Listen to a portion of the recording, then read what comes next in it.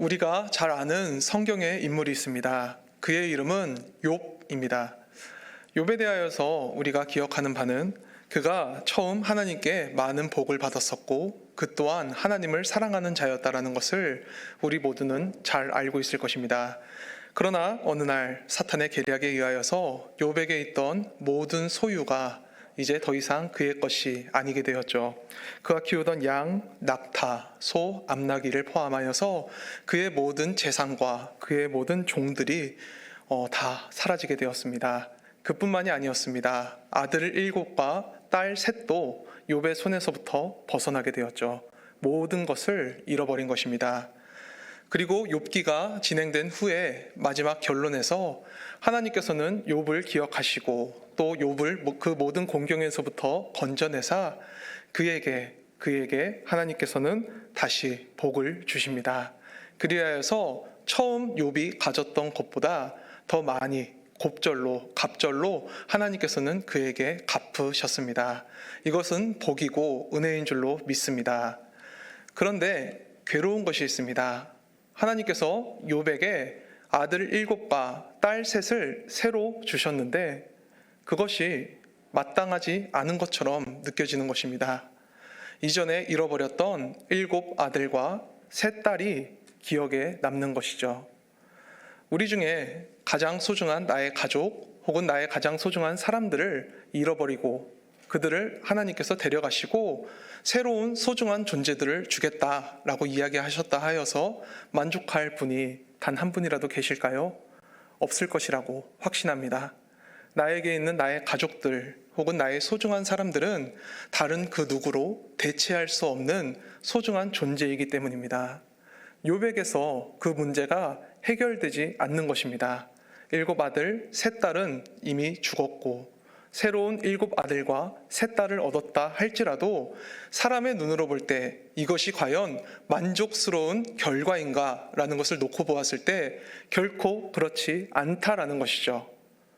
그러나 이것은 사람의 눈으로 볼 때 그런 것이었습니다. 성경이 기록하기를 욥은 그 모든 것을 하나님의 은혜로 여겼다. 하나님이 주신 복으로 여겼다라고 말하고 있습니다. 복은 복으로 여길 때 복입니다. 만약 욥이 그 새로운 7 아들과 3 딸을 하나님께 말하며 하나님 필요 없습니다. 이전에 제 아들과 제 딸을 돌려주십시오 라고 얘기하게 되었다면 욥은 복을 받은 사람도 아니고 하나님도 곤란하셨을 것입니다. 그러나 욥이 자기에게 주어진 새로운 것들을 복으로 여기고 하나님께 감사하며 하나님을 기뻐하였을 때 욥에게 찾아온 것이 정말 복이 될 수 있었다는 것이죠. 쉽게 말하여서 복은 복으로 여길 때 복입니다. 우리에게 주어져 있는 사람들 혹은 성경의 인물들 혹은 예수님, 우리에게 사랑스러운 존재입니까? 어떤 사람들에겐 사랑스러울 수도 있고 누군가에겐 불만족스러울 수도 있습니다. 그러나 확실한 것은 성경을, 하나님을, 예수님을, 우리에게 주어져 있는 사람들을 만족스러운 것으로 여기고 내게 주신 사랑해야 할 것들로 여기는 사람들에게는 그런 것들이 사랑으로 다가올 것입니다. 사랑은 여겨주는 것이기 때문입니다. 하나님께서 우리를 사랑스럽게 여겨주셨습니다. 사랑스러운 존재이기 때문에 사랑해 주신 것이 아니라 사랑스러운 행위가 있기 때문에 사랑해 주신 것이 아니라 사랑스러운 어떠한 결단이 있기 때문에 사랑해 주신 것이 아니라 그저 은혜로 사랑해 주셨습니다. 성경에 2가지 큰 사건이 있습니다. 하나는 유월절의 사건이요, 하나는 십자가의 사건입니다. 유월절의 사건을 조금 쉽게만 이해해 볼까요? 한 천사가 있었습니다.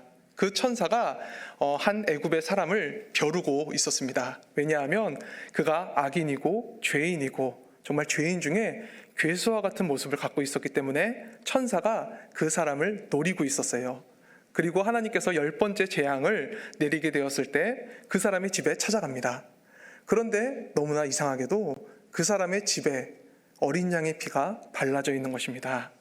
그 천사가 고민하는 것입니다. 이 문을 들어가야 되는 것인가 말아야 되는 것인가.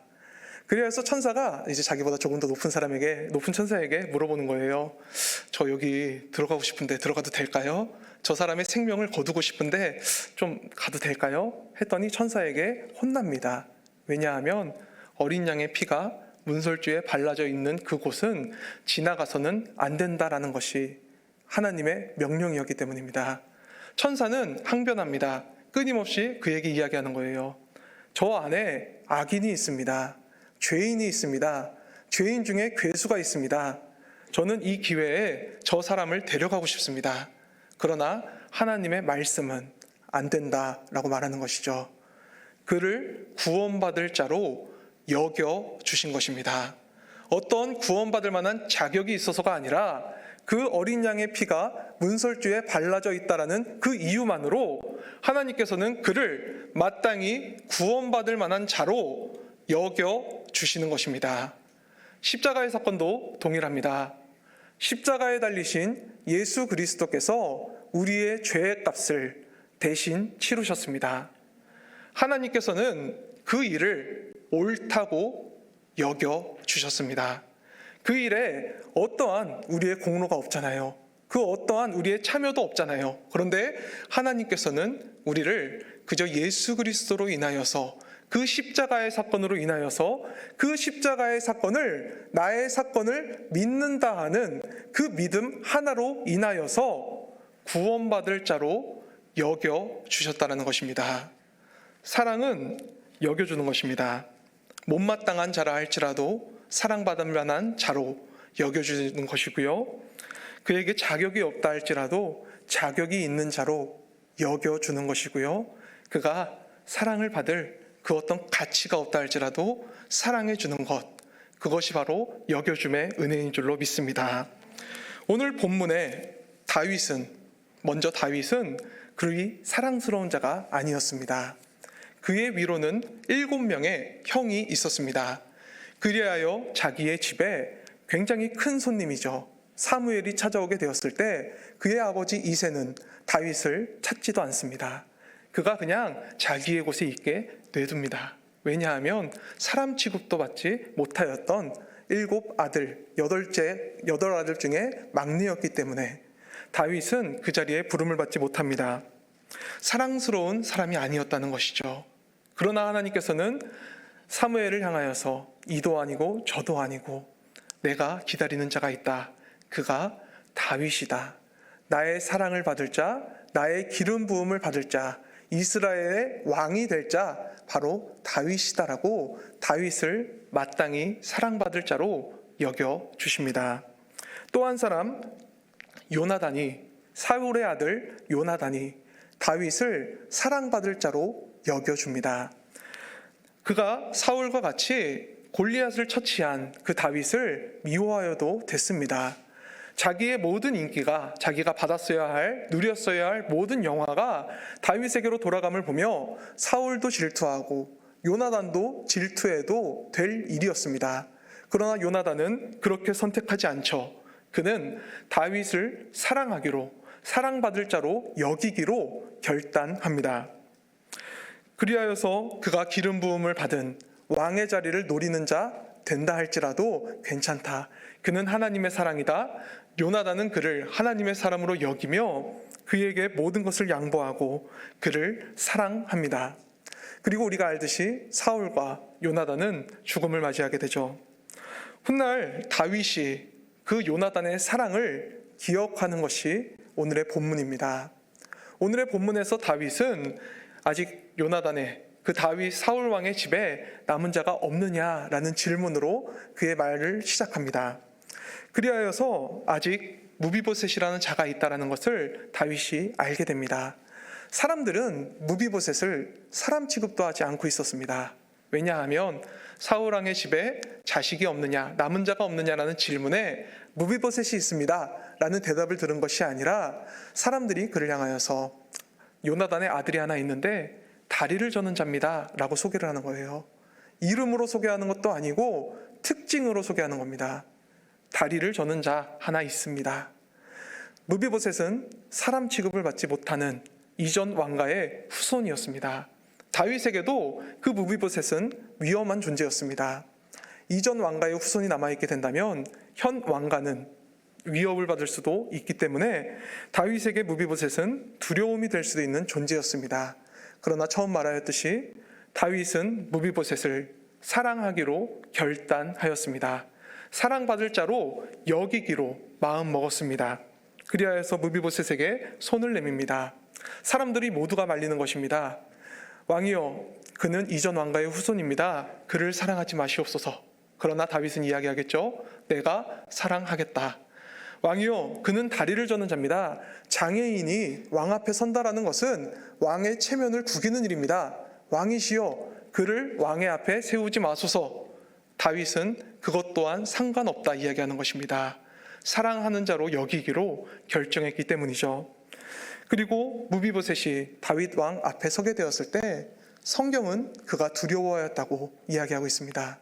왜냐하면 무비보셋도 알았던 것입니다.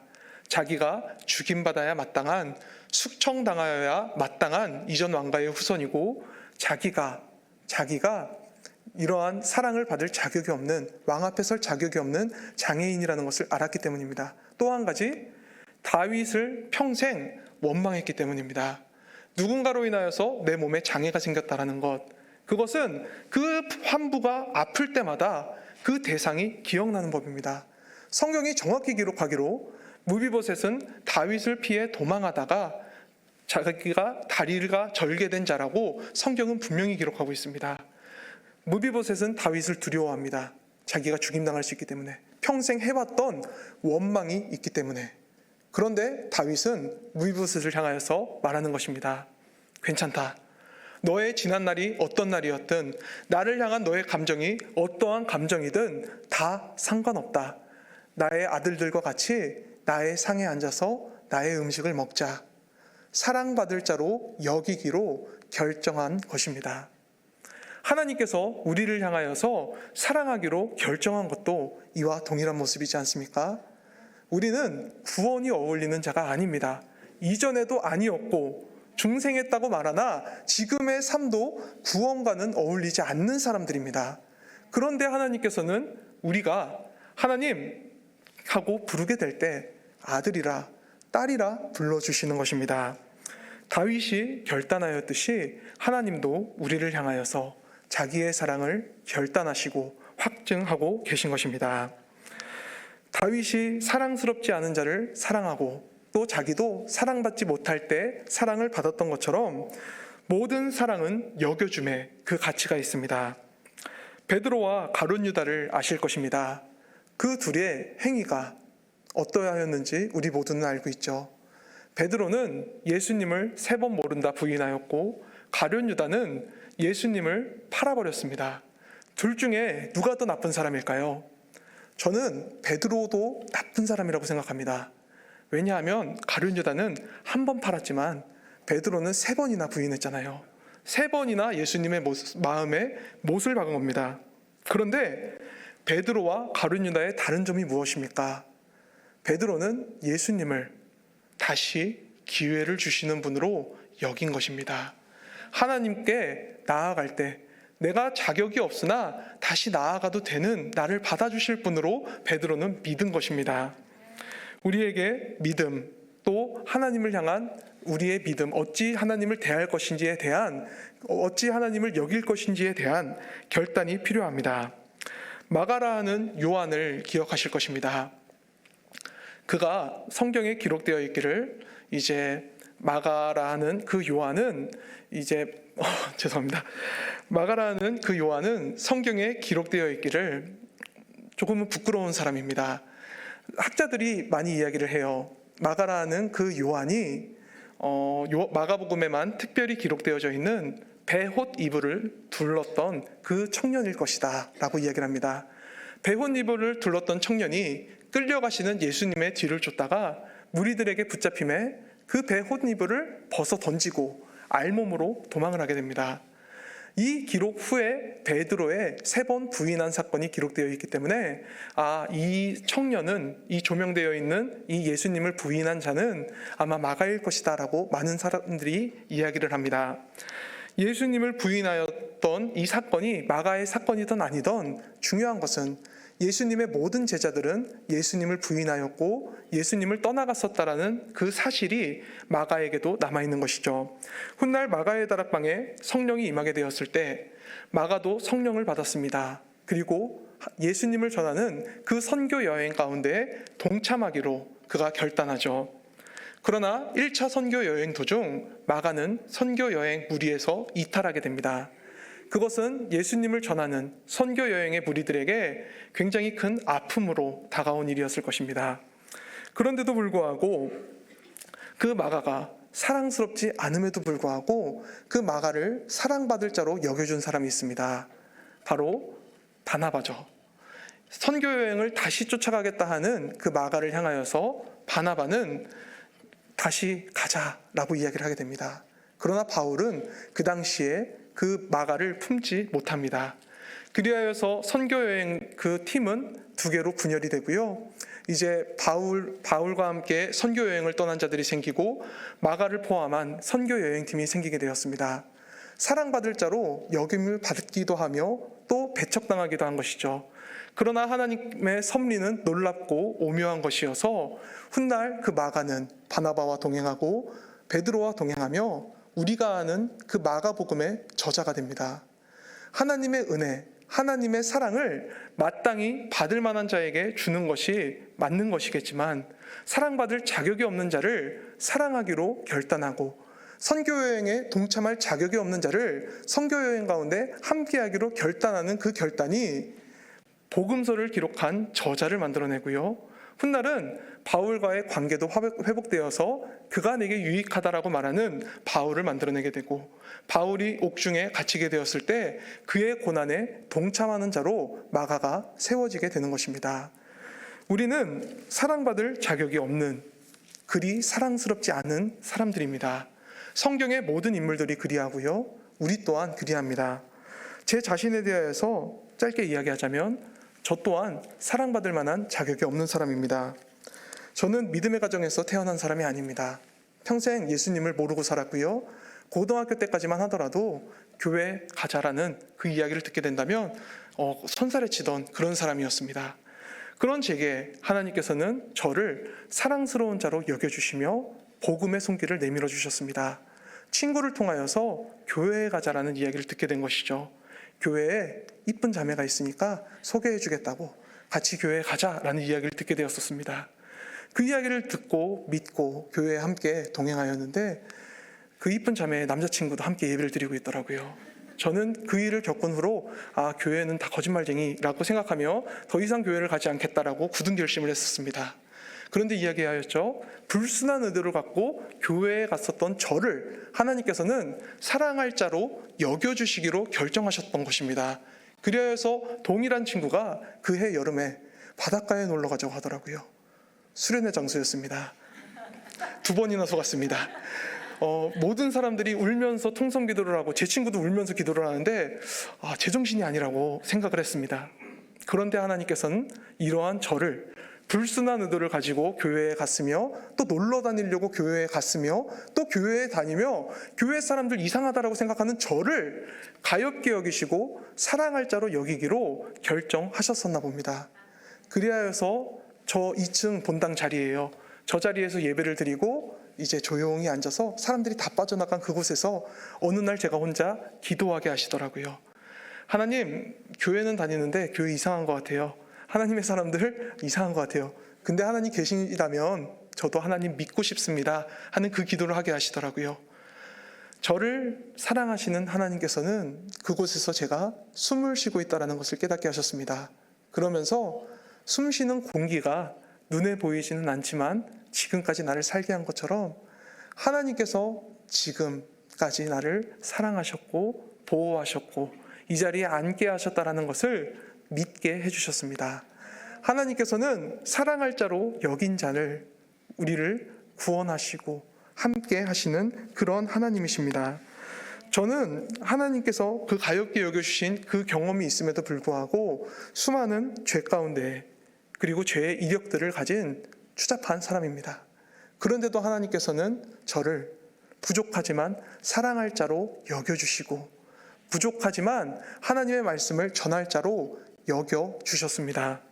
그 여겨주심의 은혜가 있기에 지금도 많은 고민이 있고 지금도 많은 죄 가운데 노출되어 있는 저지만 하나님께서는 오늘 하나님께서 나를 사랑한다 말씀하여 주신 것을 전할 수 있게 하여 주셨습니다. 성도님들을 향하여서 하나님께서 말씀하십니다.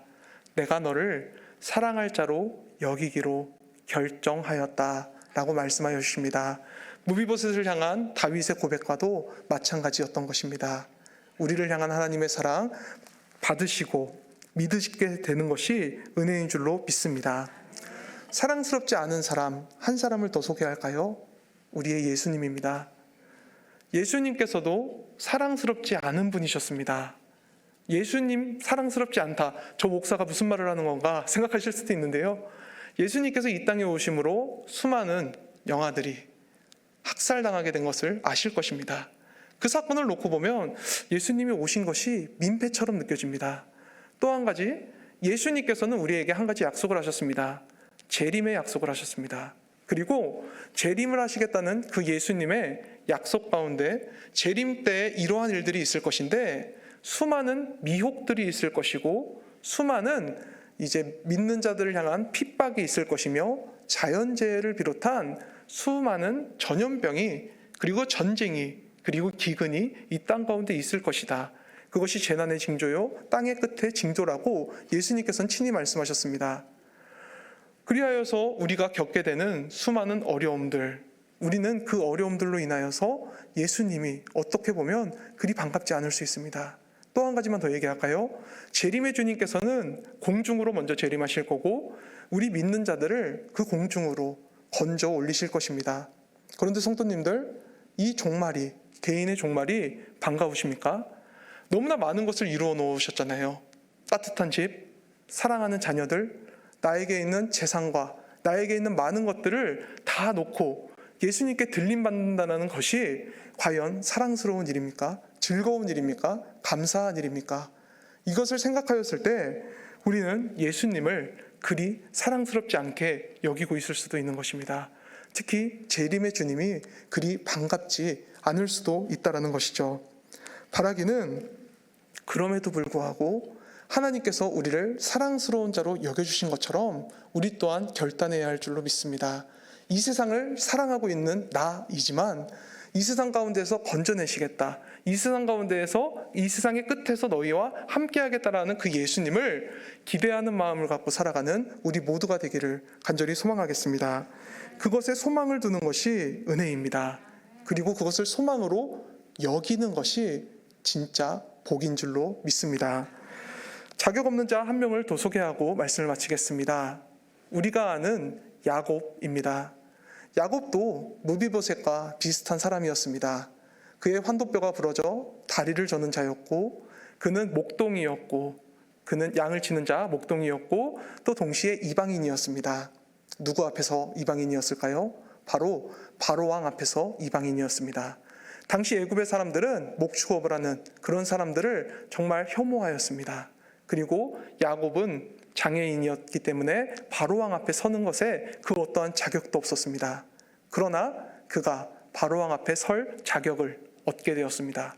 바로 요셉으로 인하여서 바로왕 앞에 서게 되죠. 아무런 자격이 없는 자나 자격 있는 자로 역임을 받은 것입니다. 왕 앞에 설 자격이 없는 야곱이 바로왕 앞에 선 것처럼 우리 모두는 자격이 없는 사람들입니다. 하나님 앞에 설 자격이 없는 사람들입니다. 그런데 하나님께서는 우리를 자격 있는 자로 여겨주시기로 결단하셨습니다. 그의 아들 예수 그리스도로 인하여서 말씀이죠. 예수님을 통하여서 우리는 하나님 앞에 설 수 있게 되었습니다. 하나님께서는 그렇게 여겨주시기로 결정하셨습니다. 그 하나님을 믿고 하나님 앞에 서게 되는 그 은혜를 누리게 되는 우리 모두가 되기를 간절히 소망하겠습니다. 독생자 예수가 이루신 그 모든 그 일과 하나님의 사랑하심, 그 여겨주심의 은혜가 우리 가운데 가득하기를 간절히 소망합니다. 기도하겠습니다.